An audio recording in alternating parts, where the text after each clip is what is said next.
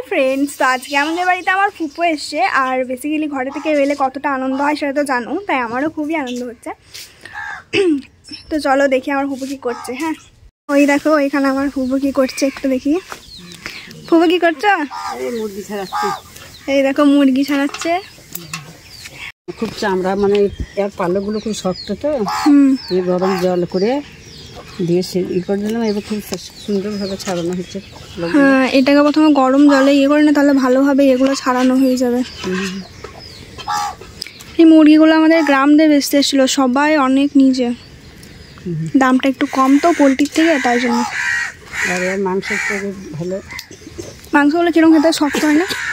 শক্ত প্রেশার করে একটু দিলে নরম হয়, কিন্তু আমাদের দেশি মুরগির মতন খেতে। হ্যাঁ হ্যাঁ, পোলট্রির মাংস থেকে এটা খেতে খুব ভালো টেস্ট আছে। দেখো মুরগিটাই ডিম বেরিয়েছে, তিনটে। আরেকটা গোটা ডিমও ছিল, আবার এটা পরে ভেঙে গেল। এই দেখো একটা রান্না করে খেতে না খেতে আবারও একটা নিয়ে চলে এসেছে। আর এই মুরগি সবাই এত নিচ্ছে যে ওই কাকুগুলো প্রতিদিন বেচতে চলে আসছে। মুরগিগুলোর একটা গুণ আছে, কিন্তু প্রতিদিন ডিম দেয়। এই যে দ্বিতীয় যে মুরগিটা এনেছে, ওটা আমাদের 2 দিন রেখেছিল, আর 2 দিন 2টো ডিম পেরেছে ও। প্রতিদিন বেচতে চলে আসছে, এত লাভ হচ্ছে লোকগুলো। হ্যাঁ, তো লাভ হচ্ছে না, 100 টাকা করে নিয়েছে মনে হয়। হ্যাঁ, 80 টাকা করে নিয়েছে। আর কত করে বেচছে? 130 করে। আজকে থাকবে তো?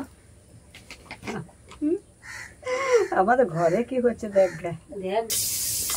আজ একদম থাকবে না, তাহলে কালকে আবার বলবো আমার মৌলানা ভাত কালকে থাকবো। আমাদের মৌলানার ভাত কালকে, মানে কালকে বড় মালের বাদ। বড় মা যদি মরমা বাড়িতে নেই, যদি না হয় তখন আমাদেরকেই করতে হবে। ফুপু বলছিল নাকি আজকে বিকেলেই ঘর চলে যাবে, আর আমি ভাবছিলাম আজকে ফুপুকে একদম যেতে দেবো না। তো আমি দেখি ফুপুকে রাজি করাতে পারি নাকি। আর তোমরা ভিডিওতে ঝটপট লাইক দিয়ে দাও।